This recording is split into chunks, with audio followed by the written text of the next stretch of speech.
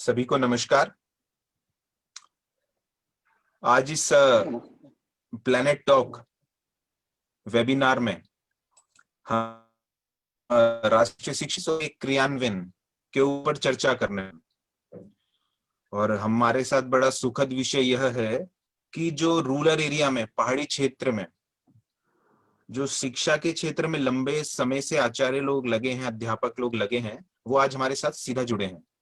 और अल्मोड़ा उत्तराखंड का एक डिस्ट्रिक्ट है, वहां से हमारे साथ दो एक वेल रेपुटेटेड स्कूल के टीचर्स जो वहां आईटी का कार्य देखते हैं जुड़े हैं। आप दोनों लोगों का बहुत बहुत स्वागत, अभिनंदन। हमारे साथ हरीश सिंह मेहता जी, आप सरस्वती शिशु मंदिर जीवन धाम अल्मोड़ा में लगभग 15 साल से अध्यापन का कार्य देख रहे हैं और आपकी शैक्षणिक योग्यता एमए बीएड है और आप अल्मोड़ा डिस्ट्रिक्ट के आईटी कोऑर्डिनेटर भी। आपका बहुत बहुत स्वागत हरीश जी इस वेबिनार में। और हमारे साथ श्री गणेश उपाध्याय जी, आप सरस्वती शिशु मंदिर झुपुल चोरा अल्मोड़ा, आपको लगभग 16 वर्ष का शिक्षा के क्षेत्र में कार्य करने का अनुभव है। आपकी शिक्षा भी एमए बीएड है। आपका भी बहुत बहुत स्वागत गणेश जी इस प्लैनेट टॉक वेबिनार में। आप लोगों को भी आजकल एक बड़ा अच्छा चर्चा का विषय बना हुआ है राष्ट्रीय शिक्षा नीति 2020। 34 वर्ष के बाद उसका आना और बहुत सारे स्ट्रक्चर्स को यूनिफॉर्म करना। फॉर्मर इसरो चीफ की अध्यक्षता में यह एजुकेशन पॉलिसी बनी है और इवन कहते हैं कि पंचायत मतलब लास्ट यूनिट तक भी इसमें से सजेशंस लेकर कि ग्राउंड रियलिटी को जानकर ही इस शिक्षा नीति पर काम हुआ है। पहली शिक्षा नीति 1968 में आई, उसके बाद 1986 में, फिर 1992 में कुछ संशोधन हुए और उसके बाद 34 वर्ष बाद और ये अब वर्तमान में राष्ट्रीय शिक्षा नीति 2020 का आना सबके लिए एक सुखद समाचार है और शिक्षा से जुड़े लोगों के लिए निश्चित ही एक अच्छी खबर है।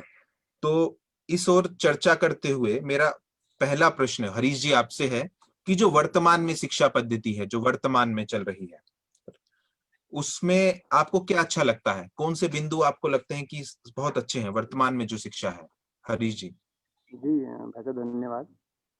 सर, वर्तमान जो राष्ट्रीय शिक्षा नीति है, उससे पहले मैं थोड़ा इस समय जो इससे पहले हमारी राष्ट्रीय शिक्षा नीति चल रही थी, थोड़ा उस पर बात करना चाहूँगा कि जैसे हमारा जो प्राइमरी स्तर था बच्चों का, मेन जो लेवल होता है, वहाँ पर क्या हो रहा था कि जो बच्चे का बोझ था वो बच्चों के लिए काफ़ी हद तक एक विषय बना हुआ था कि बच्चा दब रहा था उस बच्चे के बोझ की वजह से। तो अब जो राष्ट्रीय शिक्षा नीति आई है, सबसे पहले जो उसमें बहुत अच्छी बात है वो है कि बच्चा मातृभाषा में शिक्षण करेगा और जिसके कारण उससे अपनी मातृभाषा पे गर्व होगा, उस पर वो अपना एक गर्व महसूस कर सकता है। दूसरी बात है, एक क्षेत्रीय भाषा में जो शिक्षण है, भाषा की बाध्यता को हटा दिया गया है।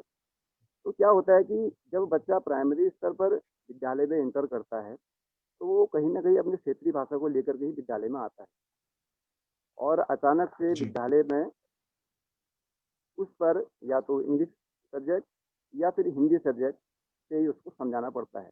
लेकिन यहाँ पर ये क्षेत्रीय भाषा में अगर वहाँ पर शिक्षण कार्य होगा तो बच्चा उसको बहुत इजीली, बहुत अच्छी तरीके से उसको समझ पाएगा जो टीचर उसको समझाना चाह रहा है। अगली बात है कि बच्चा जो खेल खेल के माध्यम से जो प्राइमरी स्तर पर जो पढ़ाई होगी वो एक बहुत ही अच्छी क्रियाकलाप के माध्यम से वो एक सक्सेस होगा। क्योंकि आज तक क्या था कि बच्चा जब विद्यालय में पहुंचता था तो एक ही दो चीज पर ही वो रहता था कि लिखना है पढ़ना है, लिखना है पढ़ना है। तो इस पर भी उसे ये जो शिक्षा थी वो कुछ बोझ जैसी लग रही थी, ऐसा मेरा मानना है। अब क्रियाकलाप के माध्यम से, खेलकूद के माध्यम से अगर वो बच्चा उन्हीं चीज़ों को सीखता है तो वो इंजॉय करेगा और हम कहीं ना कहीं उसे घर से विद्यालय की ओर लाने की जो हमारी ये प्रयास है, जो एक शिक्षा नीति जो आई है, इसको काफ़ी कारगर सिद्ध रहेगी। आगे अगर मैं बात करूँ भाई साहब कि व्यवसायिक शिक्षा पर बहुत सुंदर है, क्योंकि आज हम जी। देख रहे हैं हमारे देश में लगभग जब बालक पढ़ लेता है तो किसी न किसी, अगर उसकी सर्विस नहीं लगती है तो किसी न किसी व्यवसाय को चुन लेता है, क्योंकि उसको अपनी आजीविका कमानी। लेकिन उस व्यवसाय की किसी प्रकार से जानकारी उसे नहीं होती है, क्योंकि उसने कहीं पर कोई कोर्स नहीं किया है, नहीं उसे कोई बेसिक नॉलेज है। वो केवल आजीविका के लिए वो व्यवसाय को चुन लेता है, जिस वजह से वो सक्सेस नहीं हो पाता है। अब यहाँ पर जब उसे नीचे से ही इस व्यावसायिक शिक्षा से जोड़ दिया जाएगा, जिस पर उसे रुचि होगी, उस विषय को वो अगर लेगा, तो आने वाले समय में वो व्यवसाय उसके लिए ज़रूर सक्सेस होगा। जी। जी। और अगर तुम ऐसा ऊपर लेवल में बात करें कि हाई स्कूल बोर्ड हटा दिया गया है, उस पर बच्चे की मानसिक तनाव उसका कम रहेगा। बाकी कॉलेज वाला जो स्तर है, आर्ट साइड, पहले से क्या होता था कि आर्ट साइड अगर बच्चा पढ़ता था तो साइंस के सब्जेक्ट नहीं ले पाता था, साइंस वाला आर्ट के सब्जेक्ट नहीं ले पाता था। तो उस पर वहाँ पर उसको बहुत एक अच्छी व्यवस्था दे दी गई है कि वो आर्ट के भी पढ़ सकता है, साइंस भी पढ़ सकता है। तो ये 3-4 चीज़ें मुझे बहुत सुंदर लगी इस राशि चलिए थी। जी। जी। अ, गणेश जी, इसी प्रश्न पर आपके क्या व्यूज हैं? हाँ सर, आपका बहुत बहुत धन्यवाद। हमारा देश बहुत पहले आज़ाद हो गया था, सन 1947 में आज़ाद हो गया था। और सही मायने में गए तो आज़ादी हमें आज मिली है, क्योंकि आज हम मैकाले की शिक्षा पद्धति से हमको छुटकारा मिला है। मतलब इतनी खुशी का विषय है कि हमारे इतिहास के लिए गर्व का विषय है। तो इस पर कुछ बिंदु मेरे ऐसे हैं कि अभी तक की जो शिक्षा थी, उसमें ये होता था कि बच्चे को इंटर पास करने तक उसके पास कोई रुचि ही नहीं होती थी।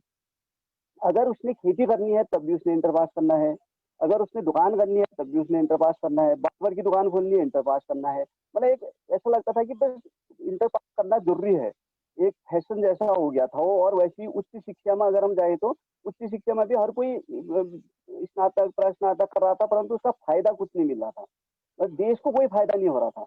अभी क्या किया कि इसमें व्यावसायिक शिक्षा को कक्षा 6 से ही जोड़ दिया गया है, तो यहाँ से बच्चों को बहुत फायदा मिलेगा। उनको अपने क्षेत्र, अपने रुचि के अनुसार विषय चुनने का मौका मिलेगा।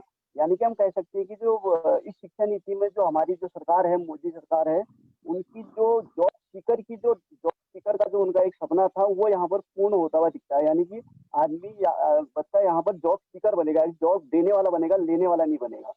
और दूसरा पॉइंट ये है सर कि आजकल कंप्यूटर का युग है, तो हमारे ग्रामीण क्षेत्रों में होता ये था कि जब बच्चा इंटर पास कर लेता था, उसके बाद वो कंप्यूटर के महत्व को जानता था। तो उस समय तक बहुत देर हो जाती थी, इतनी देर हो जाती थी कि फिर वो सीखना उसके लिए बड़ा दुभर हो जाता था। तो इसलिए इसमें इस शिक्षा नीति में अभी जो है कक्षा 6 से कोडिंग को बढ़ावा दिया गया, जो कि बहुत अच्छी बात है।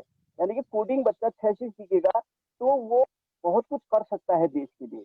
और साथ ही तीसरा पॉइंट ये है, ये अच्छा लगा कि पहले से बच्चे क्या होते थे, जब हम स्कूल में एडमिशन होता था तो बच्चे 1-2 महीने तक रोते रहते थे बिल्कुल। तो इस शिक्षा नीति में आंगनबाड़ी को प्राथमिकता दी गई और कोशिश की गई कि स्कूल का माहौल खुशनुमा बनाया जाए। कक्षा 2 तक उनको खेल-खेल में पढ़ाया जाए और बच्चे खुश होके करें, उन पर पढ़ाई का कोई बोझ ही ना रहे 2 तक। यानी कि कक्षा 2 तक अगर उनमें पढ़ाई का बोझ नहीं रहेगा, तो वो मतलब इतना अच्छा आगे को कर सकते हैं जिसका कोई हिसाब नहीं। यानी कि फ्री माइंड शिक्षा को इसमें बढ़ावा दिया गया है। ये पॉइंट मेरे को बहुत अच्छे लगे। और इसके साथ साथ खेल कूद और शारीरिक शिक्षा पर विशेष जोर दिया गया है। यानी कि हम कह सकते हैं कि जो चीज हम चाह रहे थे, कई वर्षों से चाह रहे थे, वो आज वो सपना पूरा हुआ। यानी कि बहुत खुशी का विषय है नई शिक्षा नीति पर। जी। जी। जी।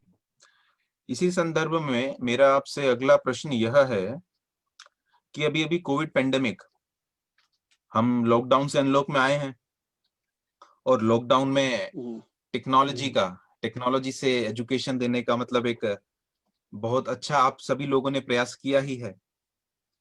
तो टेक्नोलॉजी का उपयोग करते हुए आपको अपने क्षेत्र में, पहाड़ी क्षेत्र में, किन किन दिक्कतों का सामना करना पड़ा, हरीश जी?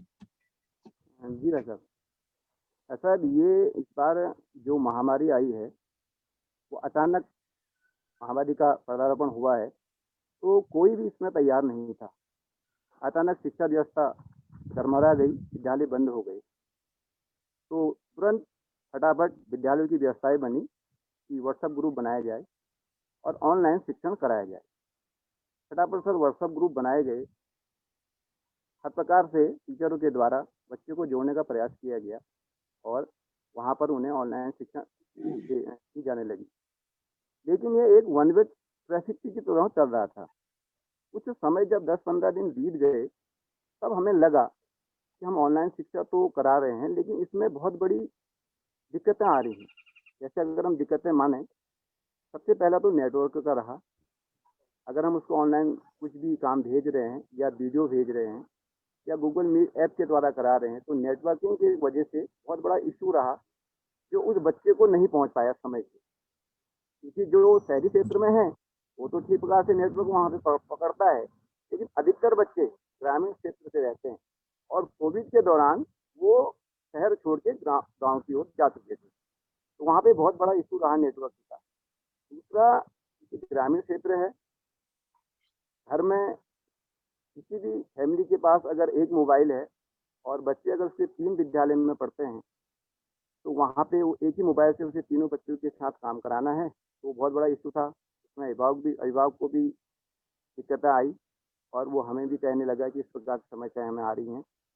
तो उसके बाद जो अगली जो मेन हमने चुनौती देखी भाई साहब, वो जो नेटवर्क के बाद हमने बहुत से हमारे ग्रामीण क्षेत्र में ऐसे भी अभिभावक हैं जो अभी तक मोबाइल चलाना जानते नहीं हैं और या फिर उनके पास स्मार्टफोन की कमी है। तो अब वो उनके पास उन्होंने जैसे तैसे अपनी व्यवस्था बना करके स्मार्टफोन तो खरीद लिए, लेकिन समस्या थी कि उसे कैसे चलाया जाए। वहाँ पर एक समस्या का विषय बना। फोन में बातचीत भी हुई, लेकिन इसे किया गया, लेकिन इशू रहा। लगभग अगर मैं एक क्लास से इस चीज़ को जोड़ूं, लगभग अगर 20 की एक क्लास है, तो 10 यानी कि 50% के पास स्मार्टफोन है और उसके बाद जो 25% है, उसके पास किसी न किसी प्रकार से वो स्मार्टफोन की व्यवस्था करा उसने।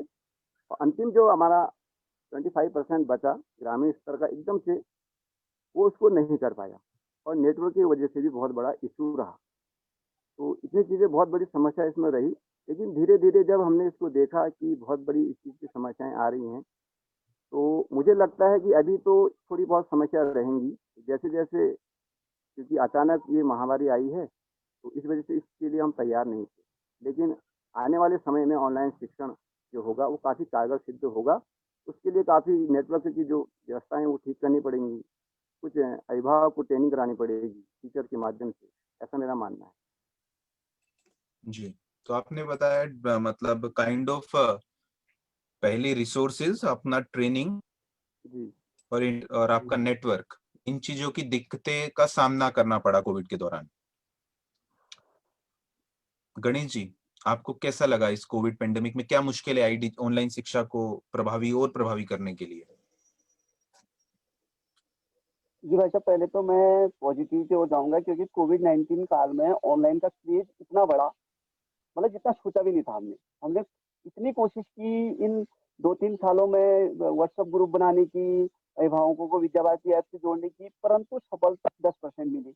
परंतु जब कोविड-19 का दौर आया, तो अचानक ऐसी बात आई कि व्हाट्सएप ग्रुप इतनी जल्दी बन गए कि मैंने सोचा भी नहीं था इतनी जल्दी एक ग्रुप बन पाएंगे। हमारे पास इतने लोगों के मतलब फोन नंबर इतनी जल्दी आ जाएंगे, मैंने तो सोचा भी नहीं था। मेरे को तो ये लगा कि ये कोविड-19 जो है उत्तराखंड में टेक्नोलॉजी को बढ़ाने के लिए आया, ऐसा मेरे को लगा। क्योंकि गांव में इधर कोरोना का उतना ज्यादा तो था नहीं। तो जहां तक लोग कहते हैं कि इंटरनेट कहते हैं, मेरे को तो सर इंटरनेट की कनेक्टिविटी के कोई इशू नहीं लगता है, क्योंकि हमारे यहाँ तो इंटरनेट इतना बढ़िया चलता है कि जी। पूछो मत, बहुत अच्छा इंटरनेट हमारे यहाँ है। परंतु एक चीज की कमी है कि लोगों के पास गैजेट्स नहीं है। क्योंकि एक परिवार में एक गैजेट है तो उसको, और 2-3 बच्चे हैं तो काम नहीं चल पाता है। और इसके अलावा जो मैंने आपसे पहले कहा था कि जो पुरानी हमारी शिक्षा नीति थी, उसमें कंप्यूटर कहीं था ही नहीं, बहुत कम। कंप्यूटर को एक तुच्छ विषय माना जाता था, वो सिखाते ही नहीं थे। इसलिए अभिभावक जो हैं, जो पुराने अभिभावक हैं पुरानी पीढ़ी के, वो इसको समझ ही नहीं पा रहे हैं कि वो कैसे कनेक्टिविटी करें। उनको नॉलेज नहीं है इस चीज की। अगर उनको जी। नॉलेज दी जाए तो गांव में भी बहुत अच्छा हो सकता है, शहरों से भी अच्छा हो सकता है सर। गांव में जो आजकल के बच्चे हैं, मैंने देखा आजकल के बच्चों में इतनी क्रिएटिविटी है, वो इतनी जल्दी सीख जाते हैं। वो हमारे बच्चे हैं, वो उसमें यूट्यूब में वॉल्यूम का बटन दबाते हैं और मुंह से बोलते हैं और वीडियो निकाल देते हैं। यानी कि शहरों से भी ज्यादा रुचि लेते हैं गाँव में। परंतु यह है कि अभिभावकों को शिक्षित किया जाए, यानी कि उनको इसका तरीका बताया जाए। और गैजेट्स, जैसे अब गैजेट्स बहुत महंगे हैं, क्योंकि इंडिया में इतना अभी आईटी सेक्टर इतना आगे नहीं बढ़ा है। यानी कि सरकार को इस पर ध्यान देने की बहुत जरूरत है कि हमारे यहाँ गैजेट्स सस्ते हों और नेट पैक सस्ते हों। नेट पैक सस्ते हो जाएंगे, अपने आप ऑनलाइन का क्रेज बढ़ जाएगा। यानी कि मेरा कहने का है, जो अभिभावकों को यानी कि लोगों को टेक्नोलॉजी की शिक्षा देना और गैजेट्स की पहुंच सब तक पहुंचे। और कुछ कंपनियां अगर अगर स्टूडेंट के लिए कुछ वाउचर आउचर ऐसे निकालें, सरकार को इस पर बजट की जरूरत है, इस पर ध्यान देने की बहुत आवश्यकता है, क्योंकि आने वाला समय टेक्नोलॉजी का है। यानी कि हमारे देश में टेक्नोलॉजी अभी उतनी आगे तो नहीं गई है, धीरे धीरे आगे को बढ़ रही है। हमारे विद्यार्थी ने भी इसको बहुत प्रयास किया है इस बीच। यानी कि मैं मानता हूँ 100% से भी ऊपर विद्यार्थी ने प्रयास किया है। तो मेरे को ये लगता है कि गैस की कमी से ही हमारा ऑनलाइन थोड़ा प्रभावित हुआ, नहीं तो बिल्कुल सही चल रहा है, कोई ऐसी उसमें परेशानी वाली बात नहीं है। जी, आपने कहा internet is not a issue there, कि वहां इतनी आपको कठिनाइयां नहीं हुई इंटरनेट की, पर रिसोर्सेज गैजेट्स का एक इशू रहा during the time of Covid pandemic online शिक्षा में।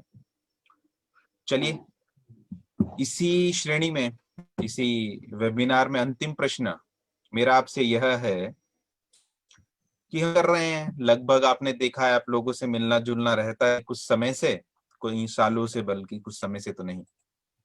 हम अपने एक एप्लीकेशन पर काम कर ही रहे हैं, प्लैनेट स्कूल एप्लीकेशन पर। उसका राष्ट्रीय शिक्षा नीति को देखते हुए उसमें बदलाव किए जा रहे हैं बहुत नए ढंग से, और एक तरह से बिल्कुल ट्रांसफॉर्म करके अगले सत्र में कोशिश रहेगी कि हम उसे लॉन्च करें बिल्कुल नए ढंग से, राष्ट्रीय शिक्षा नीति 2020 के अनुसार। तो आप क्या चाहते हैं, उसमें क्या क्या फीचर्स हम राष्ट्रीय शिक्षा नीति को देखते हुए ऐड करें? हरीश जी। जी भाई साहब, अगर हम बात करें विद्या भारती एप्लीकेशन की, तो पहले जी तो मैं धन्यवाद करना चाहूँगा, क्योंकि विद्या भारती एप्लीकेशन लगभग 2019 से हमने जब ट्रेनिंग ली थी, तो एक बहुत बड़ा मुझे अच्छा ये लगा था कि उसके माध्यम से हमने विद्यालयों के टीचरों को अपडेट किया। और इसी विद्या भारती एप्लीकेशन जब वहाँ पे लॉन्च हुई आपके द्वारा, तो विद्यालय पर आई, विद्यालय में स्मार्टफोन आई, और उस एप्लीकेशन के माध्यम से टीचर अपडेट हुए स्मार्टफोन चलाने के लिए। वो मुझे एक बहुत बड़ा अच्छा प्रयास लगा आपके द्वारा। अब अगर हम इसी विद्या भारती एप्लीकेशन की बात करें, ये काफ़ी समय तक हम इसको विद्यालय स्तर पर हमने चला रखा है, और तो अभिभावकों ने भी इसको डाउनलोड किया। अब इसको थोड़ा आगे बढ़ाने की जो बात है, इसका जो जी नया वर्जन जो आप बात कर रहे हैं, उसमें जब हम पहले तो हम ये मानते हैं कि कोई भी एप्लीकेशन कोई भी व्यक्ति डाउनलोड तभी करता है या इस्तेमाल उसको तभी करता है जब उसमें उसकी यूज की चीज़ें कुछ होती हैं।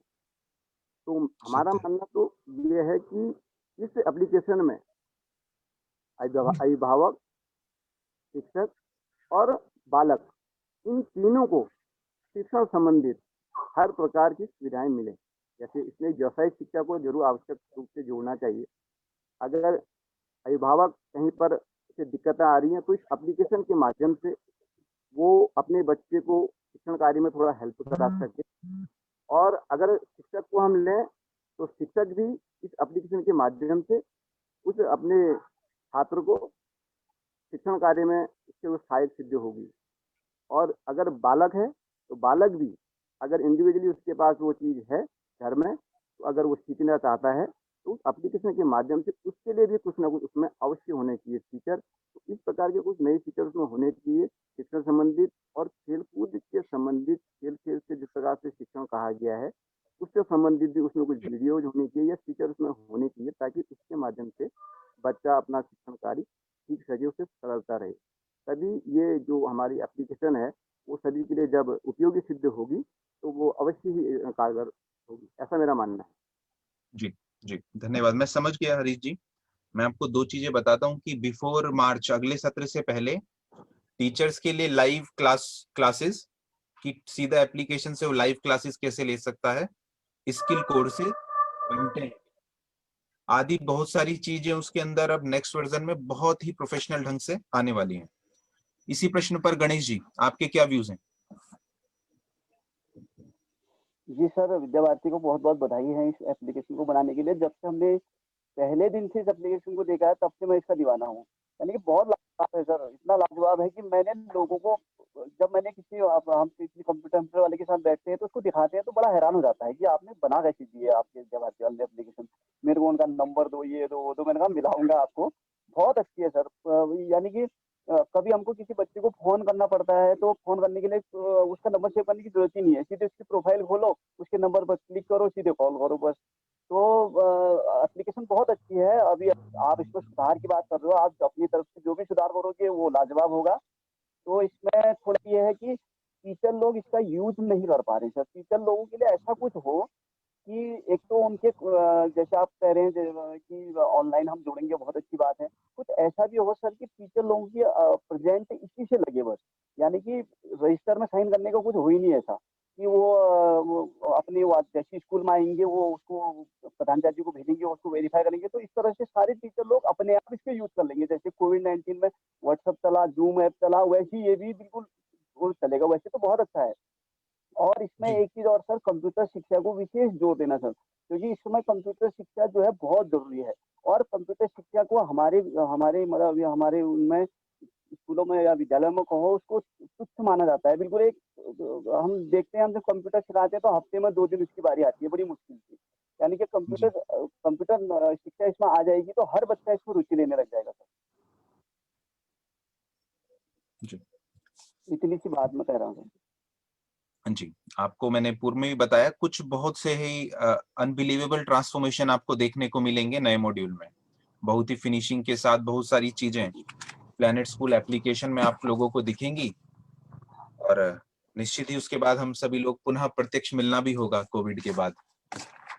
और आप दोनों लोगों ने इस राष्ट्रीय शिक्षा नीति 2020 और उसके क्रियान्वयन को लेकर जो अपने बिंदु रखे, वो निश्चित ही पूरे विद्या भारती उत्तराखंड के लिए एक नोटेबल बिंदुज होंगे, जिन पे उनको काम करके राष्ट्रीय शिक्षा नीति 2020 को विद्यालय में कैसे इंप्लीमेंट करें, उस पर सहायता मिलेगी।